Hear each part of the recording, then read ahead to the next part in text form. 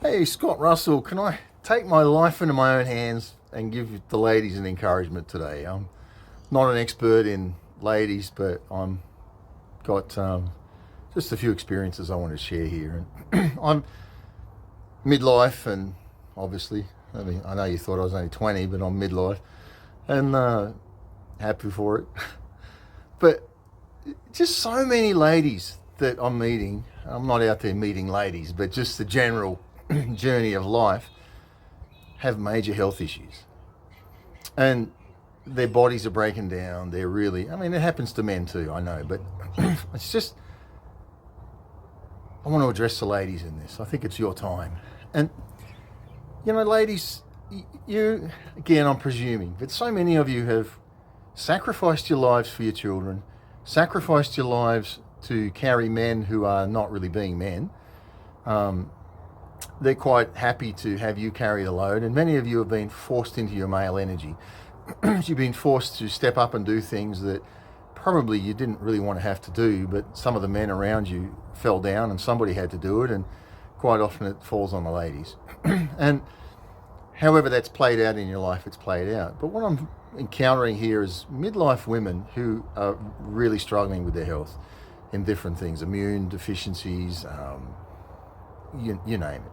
And not just one, multiple. And I think what happens is, I know what happens, is we, through the journey of life, you internalize a lot of life, and not always. Some stuff is just stuff. It's in your family, it's whatever, it's there. But I think a lot of these ones I'm meeting, they've had a life of things that they've had to fight, a life of carrying things they're not really supposed to carry, but that's life, right? And some have become bitter, some have become angry, some have become unforgiving, and that internalizes. And I know when I went through my divorce and was going through a lot of pain, and I cried. I'd be randomly out.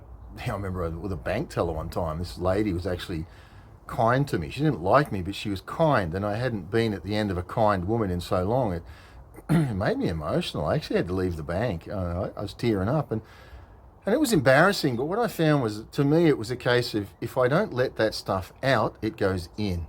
And when it goes in, it rots you, it eats you, it destroys you. And I think a lot of women have lived that.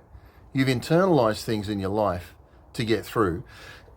You've sacrificed who you are, what you are, your dreams, your visions, and your destiny to carry things. And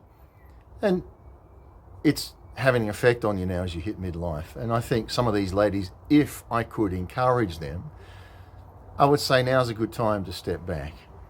You've been maybe with all the wrong people in all the wrong places doing all the wrong things. Easy to blame others, but ultimately it's you.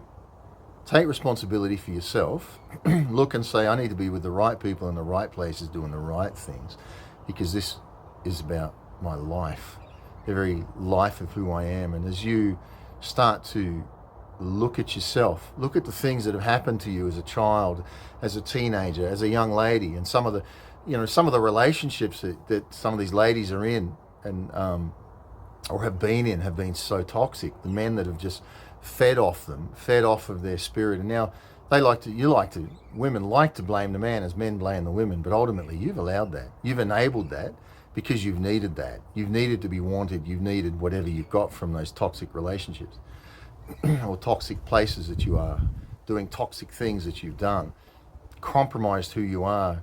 And if you're honest, you get to the other side of some of the things you've done, and you're not proud of what you've done. You're not proud of who you've been. You're not proud of what's come out of you. And instead of going back and addressing that, you've done the cowardly thing and just moved on with life. And ultimately, we forget about it. The further it gets in the distance of our memory, we think we're over that now. It doesn't hurt the same. Occasionally, you'll get a little bit of pain. But I want to tell you, you layered life. And that thing is still in the bottom core of your life. And everything, this foundation is built on that foundation. And, the Bible would talk about it being a foundation of a house that's built on sand, shifting sand.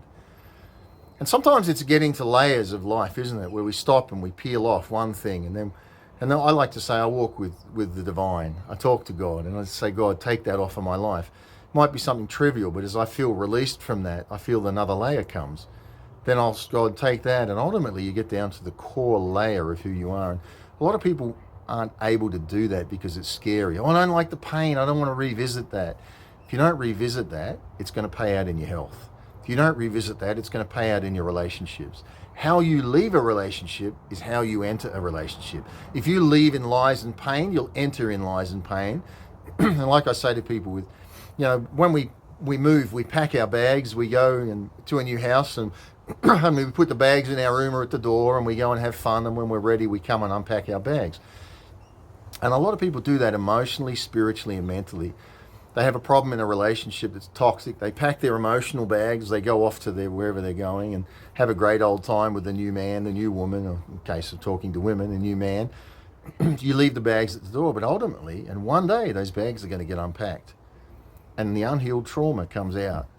And the unhealed things come out. And what do is we self-sabotage. We don't want to destroy the relationship we're in, but we act out. And you do. But beyond all of that, it's acting out in you.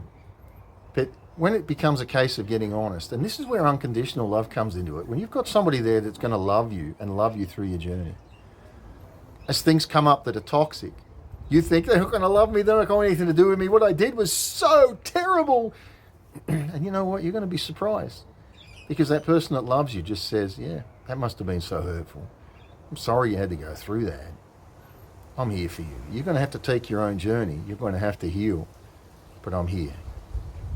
And as you get wrapped up in that unconditional love, you start to understand that it brings out the fullness of who you are. It's a safe place. I talk about relationships being a safe place. The right thing for you is a safe place to be able to discover. The problem becomes when we have trauma bonds. People that have come together in trauma, they stay together in trauma, and that their relationship always has to have trauma, because if it doesn't, they fall apart. They feel like that trauma is the glue that holds them together. It's not peace, freedom, romance, unconditional love, the joy of life. It's trauma. And ladies, some of you have had a lot of trauma in your life, and you've got to an age where I think you're mature enough now you can step back from life, look at your life and say, time I healed, time I dealt with the things in my life, time I got forgiveness, time I talked to my creator about some of this stuff and purged what's been controlling me in my life. And I know you'll find, because I have experience with this and helped many people through it, you will get healing in your life. You are internalizing the pain, you're internalizing the trauma of yesteryears, buried it, moved on, some of your shameful behavior. Hey, guess what? We've all had shameful behavior. What makes us somebody is when we own it. When you own it, the world stands behind you. When somebody owns their junk with me, I'm proud of them. I love being near people that are able to own their trauma. Ones that deflect it, push it off to others, or pretend it's not there, I kind of just go to them, just keep going on your journey. I really can't be part of that. But I have all the time in the world for people that say, I've screwed up. I take responsibility, I'm moving forward in truth. And, it's funny that the Bible talks about it in the Psalms, and he says, I look to this one, the one that has a contrite heart, God says. You know what a contrite heart is? Someone that's done wrong and owns it. Ladies, please, dig deep. Let that stuff come out that you're so ashamed of. Well, I slept with that guy. I let him do this to me. Ladies, it doesn't have to change who you are. Have a beautiful inside. Learn from that. Draw aside. Walk with God on a beach. Talk to him. Empty it out. Ask for forgiveness. Well, I don't know if I believe in God. Well, you just try this. Walk with him. Tell him what you've done. Tell him the stuff that's traumatized you, and let it wash out. And when you feel released from that, go to the next level and the next level until you feel healed. Then you can love. Because I tell you what, when you have a man that wants to love you, you want to love him back. There'd be nothing worse as a man than loving somebody or having them love me and not being able to love them back because I have unhealed trauma. Ladies, take the journey. You're worth it. Take the journey. And I tell you what, those of unconditional love will celebrate with you. All right, God be with you, strengthen you, and let that beauty of the feminine come out in you.